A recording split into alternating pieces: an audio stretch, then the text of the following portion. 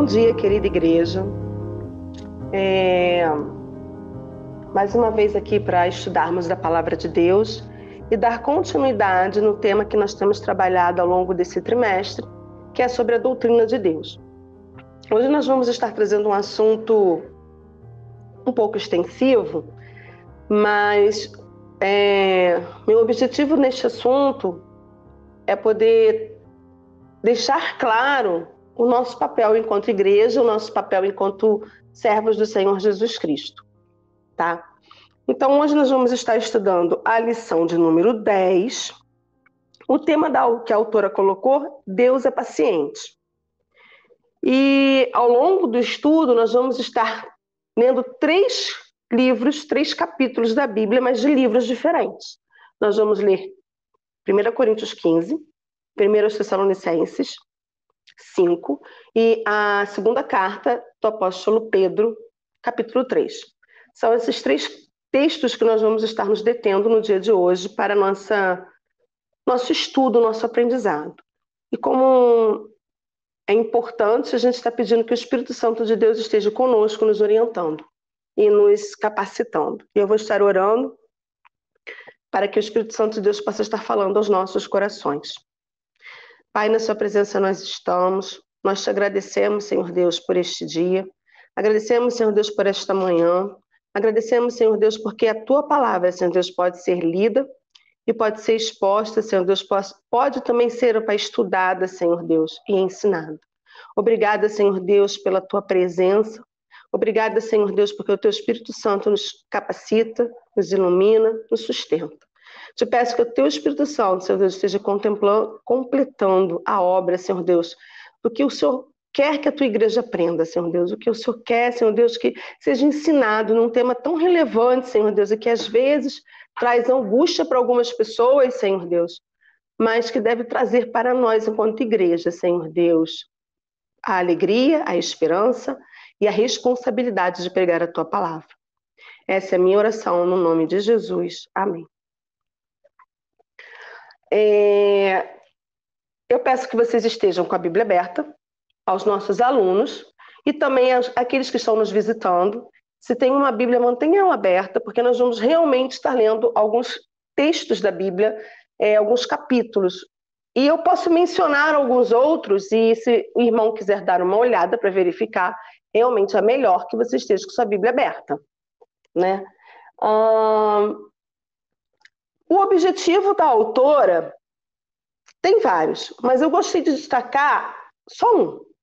Entender que as ações de Deus ocorrem no tempo certo.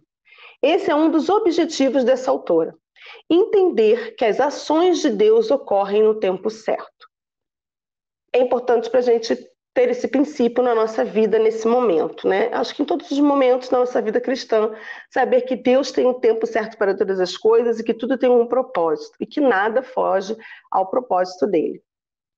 O texto bíblico que a lição coloca como texto para ser decorado, texto para ser relembrado, texto para ficar fixo na nossa mente, é o texto de 2 Pedro 3, versículos 8 e 9. E diz assim: mas, amados, não ignoreis uma coisa, que um dia para o Senhor é como 1000 anos, e 1000 anos como um dia. O Senhor não retarda a sua promessa, ainda que alguns a tenham por tardia, mas é longâmino para conosco, não querendo que alguns se percam, senão que todos venham a arrepender-se. Então, Pedro, na sua carta, ele vem falar um pouco também da volta de Cristo, e o texto é um texto bastante interessante.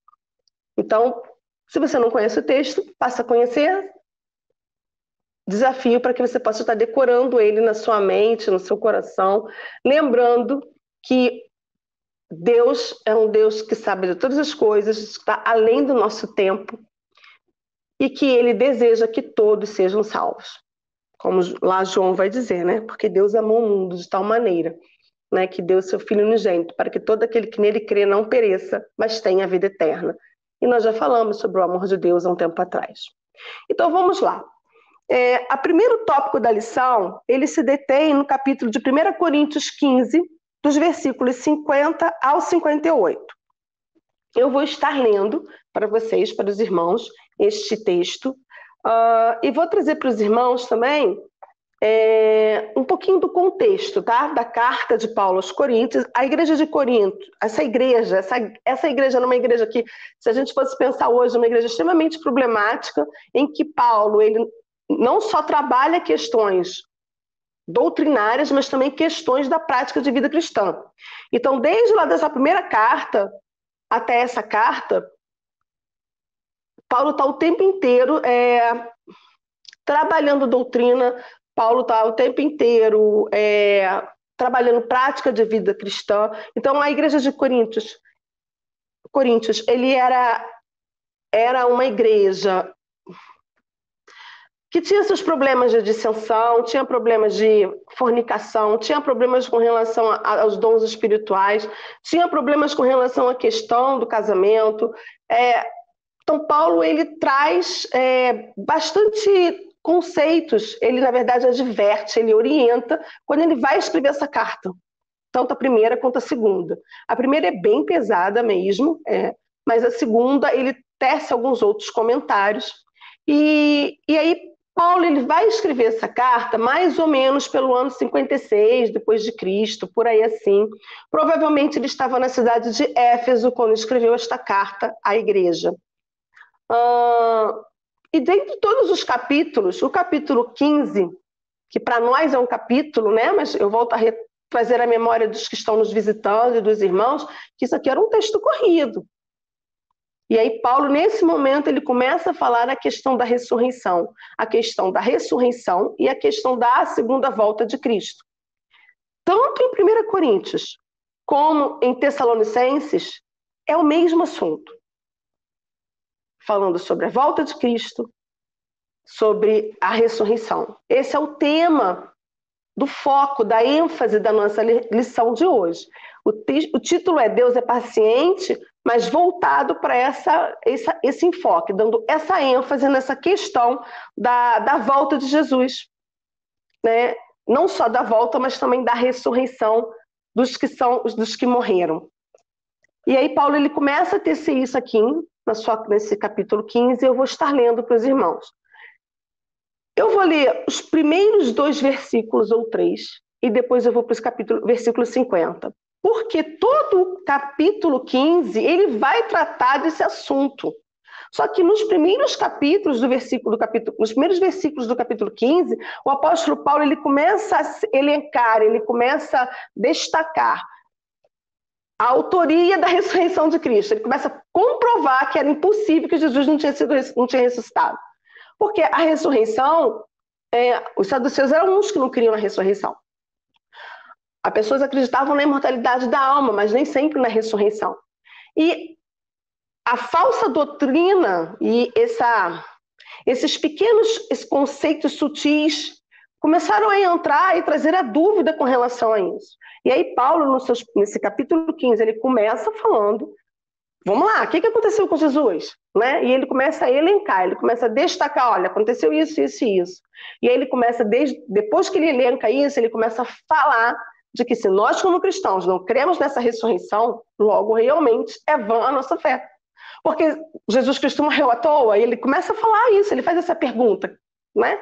Então, só para trazer a memória, para a gente poder entender esse contexto, então, os versículos 1, 2, ele diz assim, capítulo 15, Irmãos, venho lembrar-vos o evangelho que vos anunciei, o qual recebestes, no qual ainda perseverais. Por ele também sois salvos, se retiverdes a palavra, tal como vô-la preguei, a menos que tenha escrito em vão. Antes de tudo, vos entreguei também o que recebi, que Cristo morreu pelos nossos pecados segundo as Escrituras, que foi sepultado, ressuscitou ao 3º dia, segundo as Escrituras. E é interessante que quando Paulo coloca aqui segundo as Escrituras, ele está dando ênfase a textos lá no Velho Testamento. Tanto o texto de Isaías 53, que vai falar sobre Jesus Cristo, como o texto também de Salmos 16, 8 e 10. Então, Paulo, quando fala segundo as Escrituras, ele tem na mente dele, tá? Essa referência, a ideia de que a palavra de Deus, dita pelos profetas, o texto profético, o texto da palavra, já falava que isso aí iria acontecer. E apareceu a Cefas e depois aos 12. Depois foi visto por mais de 500 irmãos de uma só vez, dos quais a maioria sobrevive até agora. E depois ele começa a elencar como é que foi isso. E ele tece a seu argumento, a sua tese. Jesus ressuscitou, não tem como não dizer que Jesus não ressuscitou. Então, ele começa a comprovar isso aqui. E se Jesus ressuscitou, mas vocês estão pregando que não há ressurreição dos mortos, ou vocês estão com dúvida da ressurreição dos mortos, então realmente a nossa fé é uma fé. É vã. Você está pregando, ou você está tendo uma fé em vão. Por que isso? Porque quando a gente aceita Jesus como Senhor e Salvador das nossas vidas, a gente reconhece que a gente é pecador. Mas no ato da nossa salvação, o que nós fomos salvos? Nós estávamos condenados. Condenados e afastados da presença de Deus eternamente. Em Cristo Jesus, pelo sangue de Cristo, ele nos religou com Deus. Em Cristo Jesus eu tenho acesso a Deus. Em Cristo Jesus eu tenho vida eterna. Então, esse meu corpo, e aí Paulo ele vai tecer isso no capítulo 15. Se o irmão não leu, leia o capítulo, ele vai falar, esse corpo, ele perece. Porque o que é corruptível precisa se tornar incorruptível. E ele faz até uma analogia usando a ideia de uma semente.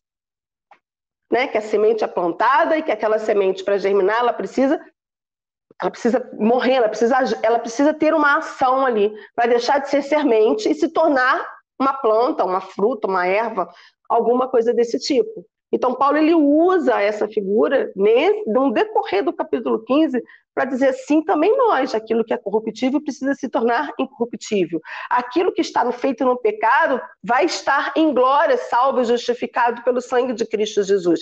E ele discorre isso aqui nesse capítulo. E dos versículos 50 ao 58, que é onde está a nossa lição, diz assim: isto afirma, irmãos, que a carne e o sangue não podem herdar o reino de Deus, nem a corrupção, a incorrupção. Eis que vos digo um mistério, nem todos dormiremos, mas transformados seremos todos. No momento, no abrir e fechar dos olhos, ao ressoar da última trombeta. A trombeta soará, os mortos ressuscitarão incorruptíveis, e nós seremos transformados. Porque é necessário que este corpo que é corruptível se revista de incorruptibilidade, e que o que é mortal se revista de imortalidade.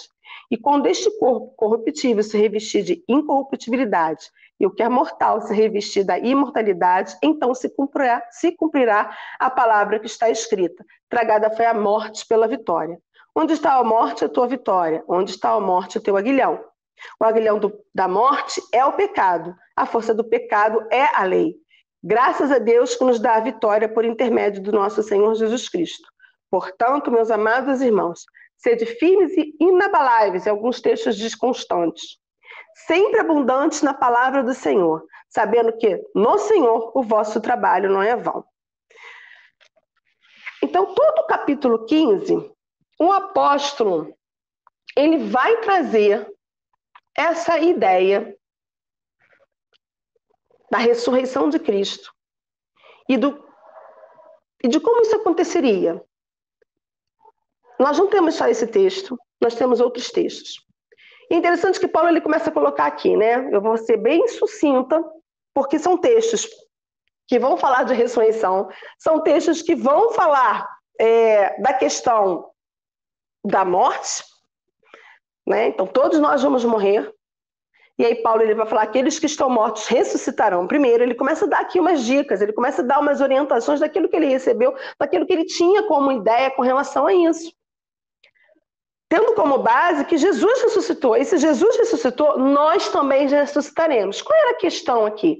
A primeira questão, como eu coloquei, era que estava sendo difundida entre a igreja que poderia não haver ressurreição dos mortos. Ponto. A segunda ideia, talvez, mas essa é muito mais própria para a questão de Tessalonicenses, era que, quem morreu, o que vai acontecer com quem morreu? E o que vai acontecer conosco? Essa era alguma das perguntas que permeava também a cabeça dos irmãos da igreja, né? Mas a base do problema era a discussão da ressurreição, se ela existiria, se ela aconteceria ou não.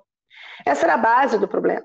E aí Paulo ele quer sanar esse problema, né? E ele é bem No texto do capítulo 15, ele realmente é bem argumentativo, ele vai dando argumentações, ele vai dando base do porquê a nossa fé é essa, por que eu creio nisso e por que eu tenho que esperar isso. Porque a autora vai falar da paciência de Deus. Nessa paciência de Deus, Deus tem um tempo certo para todas as coisas. Quando vai acontecer a ressurreição dos mortos e quando o nosso corpo vai ser transformado, nem eu nem você sabemos disso. E isso pertence a Deus. O que pertence a mim e a você é crer, é confiar. E por isso que ela vai falar aqui justamente da questão do primeiro tópico na revista, eu particularmente separo 2 itens que ela vai falar aqui na revista. Ela vai falar que a palavra será cumprida, vai ser cumprida. Assim como os profetas anunciaram que Jesus viria, que nasceria um bebê, que teria um sinal de uma estrela, e que a Virgem daria uma luz, e que as pessoas começaram a viver, e poucos esperavam que isso ia acontecer, assim também a palavra vai se cumprir com a volta de Cristo. E aí cabe a mim e a você confiar. Cabe a mim e a você ter certeza da vitória. Que vitória é essa? A vitória de estar eternamente na presença de Deus. Nós não estamos mais afastados da presença de Deus. E aí que a autora também vai falar da recompensa. Por quê? Porque Paulo termina o versículo 58 dizendo o seguinte, olha só, né? De tudo, vocês permaneçam firmes. Sejam constantes, abundantes na palavra, sabendo que o que vocês fazem não é vão no Senhor. E ele começou o texto, no capítulo 15, versículo 1, dizendo assim, venham lembrar-vos do evangelho que vos anunciei, o qual recebestes e no qual ainda perseverais. Ou seja, Paulo traz à memória aquilo que ele ensinou para a igreja, aquilo que ele trouxe para a igreja, aquilo que ele deixou, que ele trabalhou, que ele discipulou, ele traz à memória, vocês foram ensinados nisso. Por que vocês estão se desviando desse tema? Por que vocês estão se desviando desse assunto? Permaneçam firmes na fé que vocês receberam, a fé de que Jesus Cristo ressuscitou e que vocês serão ressuscitados. Que apesar daquilo que é meu, que é isso aqui, que é a carne, que é corruptível, e eu não vou entrar na questão do conceito de algumas heresias que permeavam essa questão de corpo e de espírito, eu não vou entrar nesse conceito. Eu estou entrando no conceito de que a carne perece. E que nós somos do pó, e do pó nós voltaremos. Isso também é bíblico. Tá? Então, essa carne, ela não vai herdar o reino. É preciso que tenha uma carne, é preciso que tenha um corpo transformado. É melhor dizer corpo, acho que fica melhor isso. Corpo transformado. Então, você vai receber o que é incorruptível, porque o que a gente tem nesse momento, a gente sente dor, a gente se aflige, e Jesus vai falar. Na verdade, João, quando vai escrever sua carta, né, Apocalipse, ele vai dizer que não haverá mais pranto, não haverá mais dor, não haverá mais tristeza. Então, isso tem que deixar de existir. E o que faz parte dessa questão da ressurreição e que a igreja precisava era não perder o que eles aprenderam, o que eles receberam. Permanecerem firmes naquilo que eles tinham recebido. Continuarem trabalhando e pregando a mensagem correta, que Jesus Cristo veio, que nós somos pecadores e que em Cristo Jesus nós vamos ressuscitar com Ele quando Ele voltar. E aí Paulo ele diz, quem está morto ressuscitará, quem está vivo será transformado. Então a primeira dica que a gente pode ter, o que é a paciência? Porque o Deus tem o tempo dele. Mais uma vez eu vou dizer isso. Quando a gente fala de Jesus, acho que é Paulo mesmo, agora eu não me lembro qual o local. Não sei se é os Romanos que Paulo vai falar isso, não lembro exatamente o capítulo e o versículo. Mas fala que Jesus veio no tempo que deveria ter vindo. No momento que ele deveria ter vindo, né? na plenitude dos tempos, tem essa expressão que Paulo usa. Eu acredito que seja em Romanos, eu não sei qual o capítulo e o versículo, e Paulo vai usar essa na plenitude dos tempos. No momento que teria que acontecer, aconteceu. E no momento que Jesus vai voltar, que não cabe a mim nem cabe a você, e mais adiante a gente vai falar sobre isso, o que cabe a mim e a você nesse momento, enquanto igreja, enquanto corpo de Cristo. Por isso que eu falei que eu queria me deter mais no objetivo do que a gente possa entender sobre esse assunto e não ficar discutindo se vai ser, vai ter 1000 anos, se não vai ter 1000 anos, como é que vai ser essa ressurreição. Não estou entrando nessa discussão. Eu estou entrando no assunto de que o texto da palavra de Deus vai se cumprir. E a palavra de Deus, ela aponta que Jesus vai voltar. A palavra de Deus aponta que nós vamos ressuscitar com eles, aqueles que morreram. E quem estiver vivo vai ser transformado. E que vai ter um novo céu e uma nova terra. É isso que a palavra de Deus aponta. Não se permita deixar se levar por vãs sutilezas, por heresias, por questões que ainda eram fortes. Lembramos que a igreja era composta de judeus e de gentios. E tanto os gentios quanto os judeus, eles tinham um pensamento com relação a esse assunto. Mas, na verdade, esse pensamento sobre esse assunto não poderia estar permeado ou contaminado com as ideias que vinham dos gentios e as ideias que vinham dos judeus. O que é a base nesse momento é permanecer naquilo que foi chamado, naquilo que foi ensinado, que Paulo começa. Então, por isso ele fala perseverar, e depois ele termina falando para perseverar também, é perseverar na doutrina que vocês receberam. Não uma doutrina contaminada com as ideias ou com a ideia dos judeus, e nem com uma doutrina contaminada com as ideias dos gentios. Mas uma doutrina em que fala sobre a ressurreição de Jesus Cristo. Isso era um fato comprovado.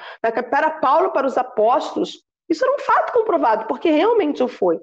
Então, a primeira coisa que a gente precisa entender é isso. Nessa paciência de Deus, que eu não sei quando ele vai voltar, quando Jesus vai voltar ou não, mas nessa paciência de Deus, cabe a mim e a você permanecer firme, pregando a palavra. Permanecer firme, falando que ele vai voltar. Permanecer firme, mas também com temor e tremor. Por quê? Porque cabe a mim e a você pregar o Evangelho. Ao Espírito Santo dá o convencimento. É o Espírito Santo que vai trabalhar na mente e no coração. Mas é eu e você que vamos pregar. E às vezes a gente parece que está tão acomodado porque parece que Jesus não vai vir. A gente vive como se Jesus não fosse vir. Não, não vai vir agora. Na verdade, nem eu nem você sabemos quando ele vai vir. Então, por isso a gente precisa permanecer na palavra, mas a gente também precisa testemunhar essa palavra. Então, eu chamo a atenção para isso, para essa questão. Poxa, eu vou receber um corpo novo, eu vou ser transformada, você vai ser transformado. Que bom, que maravilha, você vai estar diante da presença de Deus, mas e os demais? Porque cabe a mim pregar. Então, Paulo, ele traz essa atenção, e eu não vou entrar em detalhes, como eu disse para vocês, até porque senão só o texto de capítulo 15 dá mais de um sermão, dá vários sermões. Estou trazendo a base da ideia que Paulo vai trazer aqui, tá? E seguindo a nossa revista, ela vem trazer para a gente o texto de Tessalonicenses. Então, vamos lá para Tessalonicenses, 1 Tessalonicenses 5.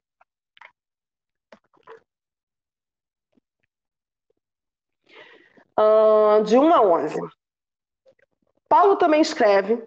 Agora é interessante que, enquanto que em Coríntios, na igreja de lá, né, tanto na sua primeira carta quanto na segunda carta, Paulo tinha questões doutrinárias com várias ações, né, questão de dissensão, como eu falei, questão de sexualidade, questão de dons, questão sobre a ressurreição, questão sobre a coleta. Paulo vai falar N coisas lá na sua carta de 1 e 2 Coríntios. Agora, os Tessalonicenses, tanto 1 quanto 2 Tessalonicenses, há um enfoque diferente. O enfoque é voltado mais para a segunda vinda de Cristo. Haviam questões e perguntas que permeavam a igreja ali, né? Como eu coloquei, né? Quem está morto, como é que vai ser? Vai ressuscitar? E quem está vivo, o que acontecerá? Sem contar as heresias também que aconteciam por ali. Então, Paulo, ele, tanto 1 Tessalonicenses quanto 2 Tessalonicenses, ele vai tratar dessa, que a gente já fala da parousia. E ele vai falar isso. E é interessante Porque tanto em 1 Tessalonicenses como 2, mas quando eu pego a carta de Paulo aos Tessalonicenses, desde o capítulo 1 até o capítulo 5, Paulo vai, há momentos aqui, há versículos, há textos que Paulo vai voltar essa atenção justamente para a volta de Cristo. No capítulo 1 tem, no capítulo 2 tem, no capítulo 3 tem, no capítulo 4 tem, no capítulo 5 ele é um pouco mais abrangente, sobre a questão da volta de Cristo. Isso é muito interessante, né? Então, desde que Jesus ascendeu aos céus, os discípulos seguidores esperavam que ele fosse voltar. E por isso que eu trouxe a alusão anteriormente, falando da nossa responsabilidade. A mensagem foi proclamada, né? Houve a perseguição, a perseguição ajudou nesse sentido, porque fez com que as pessoas pudessem, na perseguição, elas saíram lá de Jerusalém, foram para vários lugares, e aí nesses vários lugares, embora eles tenham ido sem levar muita coisa, eles tinham a mensagem da palavra. Isso contribuiu para o crescimento da igreja? Sim, contribuiu para o crescimento da igreja. Em certa parte, sim. Tá? Mas a expectativa era muito grande que Jesus voltasse logo. A gente está falando do 1º século da era cristã. Jesus morreu no ano 33. Eu estou falando do 1º século da era cristã. Então havia uma forte expectativa de que Jesus fosse voltar. Mas também havia perguntas. E Paulo, ao escrever os Tessalonicenses, ele tem essa preocupação. O foco da volta de Cristo, o foco, como eu coloquei, destacando lá, que está no slide, que nessa obra de Cristo, nessa volta de Cristo, e aí tem os textos bíblicos que eu falei, né, Jesus Cristo, conhecereis a verdade vos libertará. Ou seja, Jesus vindo, ou se você for ao encontro dele, você será liberto. Você receberá o seu galardão. Você será aperfeiçoado, porque é justamente aquilo que Paulo vai falar, aquilo que é corruptível precisa se tornar incorruptível, aquilo que é mortal precisa ser revestido de imortalidade. Então você será aperfeiçoado e você ressuscitará, ou você será transformado. Então, esse é o enfoque maior. Enquanto que em 1 Coríntios havia várias questões, em Tessalonicenses havia uma questão principal, falando disso da parousia. Então, é interessante que Paulo vai escrever o seguinte, eu vou ler, vamos lá. Irmãos, 1 Tessalonicenses 5, de 1 a 11. Irmãos, relativamente aos tempos e às épocas, não há necessidade de que eu vos escreva, pois vós mesmos estáis inteirados com precisão de que o dia do Senhor vem como um ladrão de noite. Primeiramente, no texto no grego, ele chama a atenção para tempos e épocas. Esse tempos é o Cronos, esse épocas é o Kairos. Então não adianta, o que é o Cronos? É a minha cronologia, né? Eu nasci um dia tal, e eu vou fazendo aniversário, e as coisas vão acontecendo, e a gente tem as datas, a gente tem os anos, a gente tem os meses. Isso é a nossa cronologia, que eu e você temos. Nós estamos limitados a isso, eu e você. O Kairos de Deus, não. É o tempo dele. E aí, por isso, talvez que a lição, a autora tenha escolhido essa questão de que por 1000 anos para Deus seja como um dia como 1000 anos, porque o Kairos de Deus é totalmente diferente da minha e da sua cronologia. E Paulo começa aqui falando que, olha, nem o Cronos, nem o Kairos, isso não pertence a você, é dele, é de Deus. Então ele já está chamando a atenção, mais uma vez, para esse assunto. Não há necessidade que eu vos escreva. Por que isso? Porque isso não pertence a vocês. No versículo 2, ele vai dizer assim, ó, que virá como um ladrão. Jesus falou isso no seu sermão. Ele falou que o dia do Senhor viria como um ladrão e que as pessoas deveriam estar vigiando. E é interessante essa analogia da questão do ladrão com relação à volta de Cristo. Jesus faz isso, Paulo faz isso, Pedro faz isso. E nós estamos estudando 2 personagens bíblicos, autores, apóstolos, que andaram e estiveram com Jesus, porque Paulo ele se considera o último, porque ele teve um encontro com Jesus, e depois Paulo vai falar que ele foi, né, esteve com Deus até o terceiro céu, ele vai usar isso lá em Coríntios mesmo, na sua segunda carta. Então a gente está falando de duas pessoas que eram os apóstolos, que tinham a doutrina, que ensinavam. Os dois fizeram essa menção porque Jesus fez essa menção de que ele voltaria, que não caberia a ninguém, que só o Pai sabia, e que quando ele viesse seria como um ladrão. Queridos, eu acho que nem preciso explicar muito sobre isso, né? Por quê? Se eu e você soubermos quando a gente vai ser assaltado, a gente não vai ser assaltado, não é verdade? Não vai ser. Se eu e você sei que o ladrão vai assaltar a sua casa, você não vai ser assaltado. Eu não sei quem já passou por essa experiência. Eu já passei por essa experiência de ter o local onde eu morava ter sido assaltado. Não ter sofrido nada, mas ter sido assaltado. E é uma experiência muito desagradável. Não era a minha casa propriamente dita, era um local onde eu morava. E aí esse local foi invadido. A minha casa não sofreu nada, mas o local sofreu alguns atos de vandalismo e algumas coisas foram roubadas. Né? Era uma escola, e eu já morei em escola da prefeitura do Rio, quando eu era da prefeitura, não sou mais. E aí eu tive essa desagradável experiência de quando eu acordei 5h30 da manhã, a escola está arrombada e tudo mexido e todas as coisas reviradas. E eu não ouvi nada, literalmente, né? E é desagradável. Se eu soubesse, não teria acontecido. Não teria acontecido. E aí Jesus ele usa esse exemplo para trazer atenção para os seus, porque ele vai falar, então vigiem.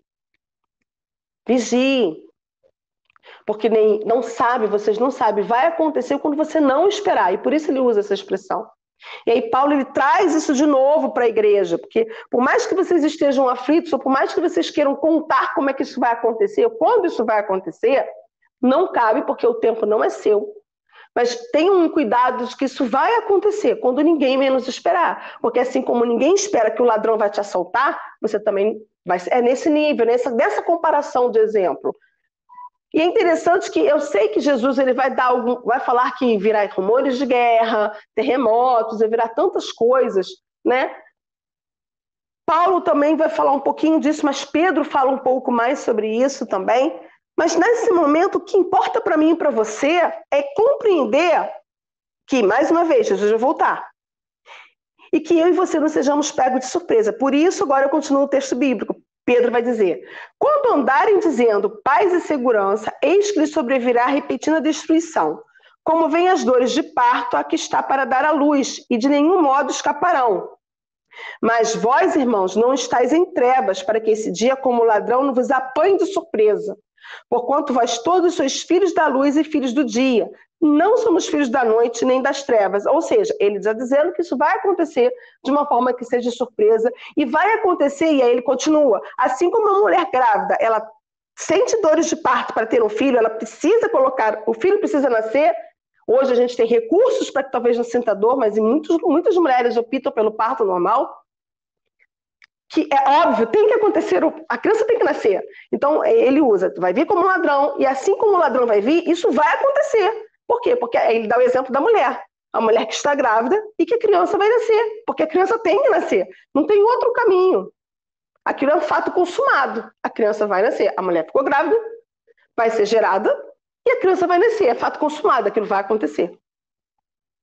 Então, ele usa essas duas ideias aqui e chama atenção. Mas vocês não são filhos das trevas, vocês são filhos da luz, vocês conhecem a palavra, então vocês não podem ser pegos de surpresa. E ele continua. Assim, pois, não durmamos como os demais, pelo contrário, vigiemos e sejamos sóbrios. Ora, os que dormem, dormem de noite, e os que se embriagam, é de noite que se embriagam. Nós, porém, que somos do dia, sejamos sóbrios, revestindo-nos da couraça da fé e do amor, tomando como capacete a esperança da salvação. Porque Deus não nos destinou para a ira, para o juízo, mas para alcançar a salvação mediante nosso Senhor Jesus Cristo, que morreu por nós, para que quer vigiemos, quer durmamos, vivamos em união com Ele. Consolai, pois, uns aos outros e edificai-os reciprocamente, como também estejais fazendo. Paulo escreveu provavelmente essa carta no ano 51 depois de Cristo, diferente da igreja de Corinto, que ele escreveu mais adiante, na cidade de Éfeso. É interessante a ideia da questão do juízo e do julgamento mesmo, tá? E o destaque aqui para mim, diante de tudo, né, como eu coloquei, no capítulo 1, versículos 1, 10 e 5, de 4 a 11, vai falar dessa liberdade que nós temos em Cristo. Porque a volta de Cristo, nós já somos libertos. Só simplesmente vai reafirmar a liberdade que a gente tem. A volta de Cristo vai trazer, nos aperfeiçoa. A volta de Cristo nos vai dar o galardão. E a doutrina do galardão também é uma questão que alguns textos bíblicos colocam, e eu não vou entrar nessa doutrina, tá? Mas a doutrina diz que todos receberemos alguma coisa. Paulo falou isso lá em Coríntios, sede firmes e constantes, sempre abundantes na obra do Senhor, sabendo que o vosso trabalho não é vão no Senhor, ou seja, você terá uma recompensa. Mas a gente tem que lembrar o seguinte, primeira coisa que, para mim, Simone, eu acredito sim, tá? Hebreus também vai falar da questão do galardão, mas não há melhor coisa do que a salvação em Cristo Jesus. A certeza de estar uma vida eterna, não pela imortalidade da alma, mas uma vida eterna com um corpo transformado. Essa é a diferença. Então, eu e você vamos viver eternamente com um corpo transformado, glorificados. E essa glorificação, quando a gente falou da salvação, quando a gente falou do pecado, e que a gente falou que nós somos libertos, nós somos regenerados, nós somos justificados, nós somos santificados, seremos glorificados. Essa glorificação é a última coisa. Esse corpo transformado. Então não existe para mim melhor galardão do que esse. E isso precisa estar na nossa mente. E o versículo 11, eu penso ser interessante, por quê? Porque assim como a igreja estava com essa questão, né, de como seria a volta de Jesus, o que vai acontecer? E Paulo começa a dizer, dar a dica de que virá como um ladrão e que ela vai acontecer, mas que o meu papel enquanto igreja, nesse momento aqui, primeiro, estar vigiando, segundo, consolai, pois, uns aos outros, edificai-vos reciprocamente, como também os estáis fazendo. Enquanto que lá, né, em Coríntios eu destaquei a importância da gente testemunhar, a importância da gente de falar da volta de Cristo, de testemunhar como igreja. Aqui eu já me volto, eu, Simone, tiro como base, como crescimento para a minha vida e para a sua vida, a edificação. Aquilo que a gente chama, não é de discipulado, mas é você estar consolando e edificando o seu irmão, enquanto igreja. Sabe por que eu estou chamando a atenção para isso? Porque como Paulo vai escrever, nós somos filhos da luz, nós não somos da noite, nós somos da luz. E precisamos fortalecer uns aos outros. Enquanto igreja, precisamos estar em comunhão. Mas não é essa comunhão só de estar na igreja, no culto, adorando a Deus. Isso é importante. Enquanto igreja, a gente precisa estar adorando e louvando a Deus. Enquanto igreja, a gente precisa sim ter esse momento de comunhão. Mas também, enquanto corpo de Cristo, precisamos consolar e edificar uns aos outros. Isso é bíblico. Porque enquanto um irmão esteja mais fraco, e naquele momento eu possa estar me sentindo um pouco mais forte, eu posso ajudar aquele irmão. E aí Paulo ele chama a atenção com relação a isso. Que apesar de você não saber, e você não pode ser pego de surpresa, não fique ansioso, desesperado e nem aflito por conta de todas as coisas que estão acontecendo ao redor, porque era um momento também de que a igreja crescia, mas havia perseguição. Houve perseguições mais ferrenhas, houve, né? Mas a igreja sempre foi perseguida. Não esmoreça.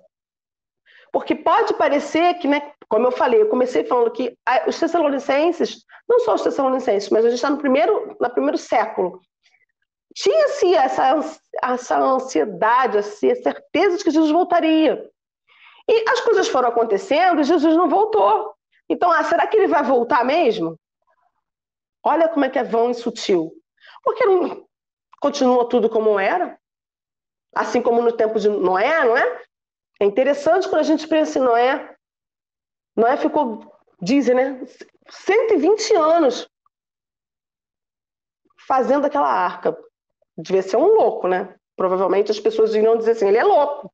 Olha o que aquele louco está fazendo. Porque não chove. Mas a chuva veio. E veio o dilúvio. Quando ninguém esperava. Mas quando o dilúvio veio e a porta da arca se trancou, quem não estava na arca não foi salvo. E hoje, quem não tiver o sangue de Cristo Jesus, não for lavado e redimido pelo sangue de Cristo Jesus, não poderá ser liberto, não será transformado, não receberá o galardão. Por isso a importância de pregarmos e testemunharmos e não agirmos nessa sutil ideia de que Jesus não vai voltar agora. Mas não é isso que a palavra de Deus traz para mim e para você. Então, eu e você, nessa paciência, que não seja uma paciência passiva. A autora, ela traz um monte de exemplos aqui. A autora, na revista, ela tem vários tópicos aqui, mas para mim, eu vou elencar para você que a gente não tem uma paciência passiva. Porque a nossa paciência tem que ser confiança, esperança, perseverança e edificação uns dos outros, enquanto corpo. Edificar um ao outro não é apenas eu estar na igreja, mais uma vez, cultuando. Isso faz parte, mas edificar um ao outro é poder contribuir com meu irmão espiritualmente, é poder ajudá-lo, trazê-lo alguns ensinamentos, porque naquele momento ele está precisando, mas daqui a pouco quem vai precisar sou eu. Isso é edificar, isso é consolar. Esse também é o nosso papel enquanto a gente espera a volta de Cristo. E por último, 2 Pedro, versículo 3, se eu não me engano, nós vamos até... Nossa, ele é bem grande. Do 1 ao 13, do 1 ao 18. Eu não vou ler todo do 1 ao 18, eu vou ler só algumas partes, tá? Vamos lá. Amados, esta é agora a segunda epístola que vos escrevo. E é Pedro escrevendo, tá? Só para trazer a memória. Vamos lá. 2 Pedro diz assim: Simão Pedro, servo e apóstolo de Jesus Cristo, aos que conosco obtiveram a fé igualmente preciosa na justiça do nosso Deus e Salvador Jesus Cristo, graça e paz vos sejam multiplicados no pleno conhecimento de Deus e de Jesus nosso Senhor. Essa é uma carta que a gente chama de carta geral, né? Porque é uma carta que Pedro escreveu às igrejas, tá? Então, Pedro está aqui afirmando, foi eu que escrevi, ele começa dizendo isso. Então, lá no capítulo 3, voltemos agora ao capítulo 3 de 2 Pedro. Para que vos recordeis, versículo 2, para que vos recordeis das palavras que anteriormente foram ditas pelos santos profetas, bem como os do mandamento do Senhor e Salvador, e ensinados pelos vossos apóstolos.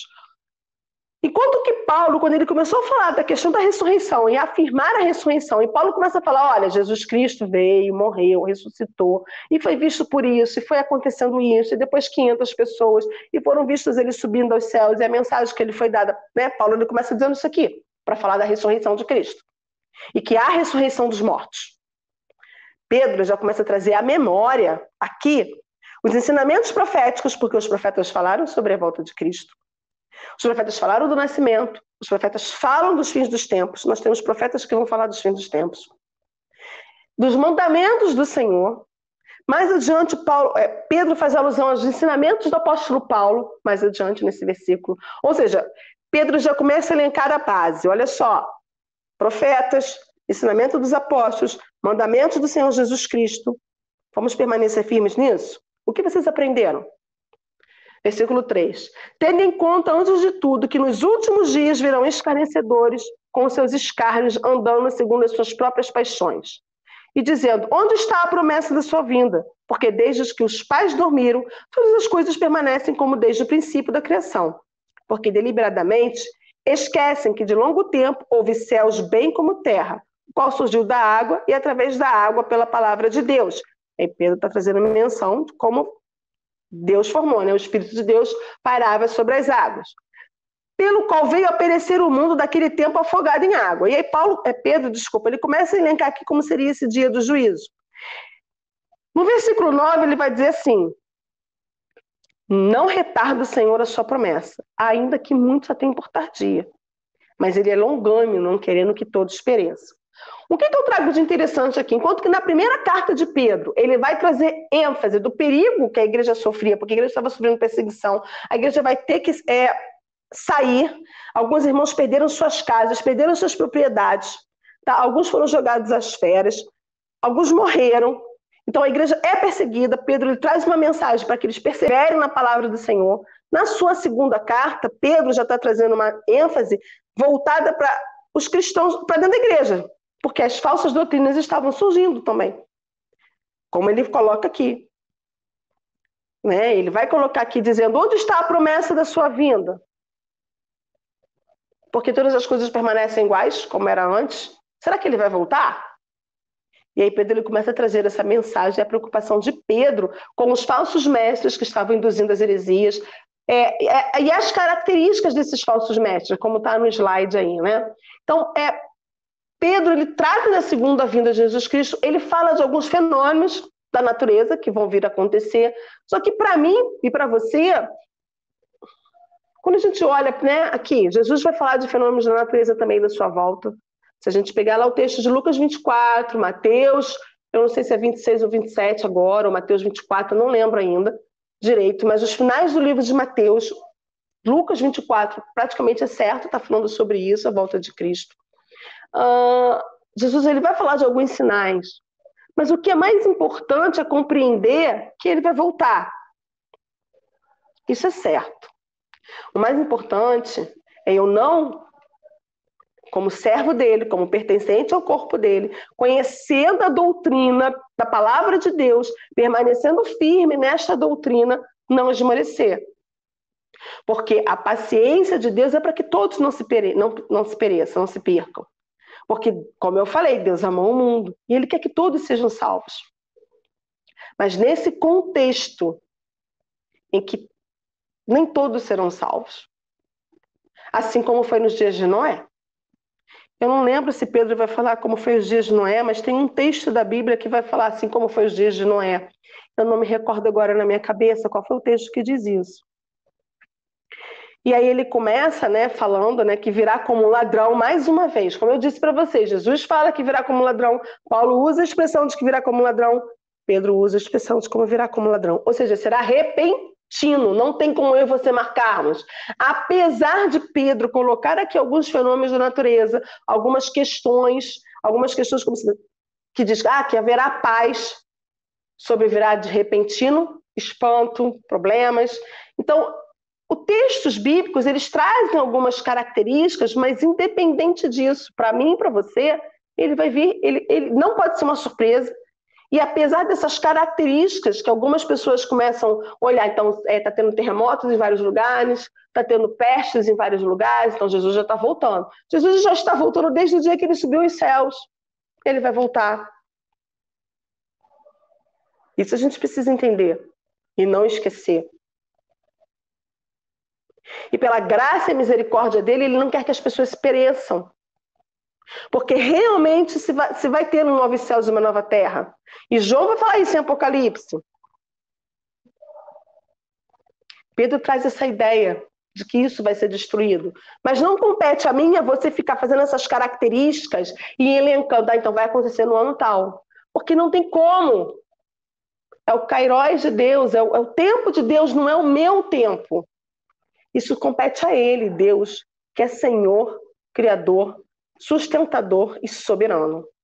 Onipotente, onipresente, onisciente, justo, porque na sua justiça, em que vai vir julgar as pessoas, nessa justiça, o tempo que ele deu para que as pessoas pudessem recebê-lo, assim como ele foi justo, porque Noé fez a arca. Eu estou fazendo a comparação de Noé porque foi naquele momento ali que Deus vai fazer um outro pacto com Noé, com a família de Noé, né? Uma nova aliança. As pessoas foram destruídas, os animais que não foram para a arca foram destruídos, todos morreram. Só ficaram os parentes, a família de Noé e os animais que foram na arca. Então, ao tempo que Deus deu, ele tem um tempo dele, né? É interessante essa alusão dos falsos mestres. E essa pergunta é interessante para a gente poder fechar. Como os falsos mestres introduzem heresias no meio do povo de Deus? A autora, ela vai trazer, e ela nesse momento ela se repete com relação à questão da paciência, e por isso eu não vou ficar falando, ser repetitiva. Eu prefiro entrar nesse assunto, nessa pergunta. Como essas heresias entram? Eu já dei algumas dicas, né? Porque é tão sutil o mundo em que a gente vive. E se a gente olhar para o mundo que a gente vive hoje, é um mundo muito consumista. É um mundo muito voltado para si próprio. Apesar da pandemia ter trago para algumas pessoas a questão da empatia, o mundo ainda continua sendo muito consumista. O poder ainda consome a mente de muitos poderosos, né? Parece até um pleonasmo que eu fiz aqui agora, mas o poder ainda domina a mente das pessoas. Então é voltado para o seu prazer, voltado para as suas vontades, para o seu querer. Esse é o mundo que a gente vive.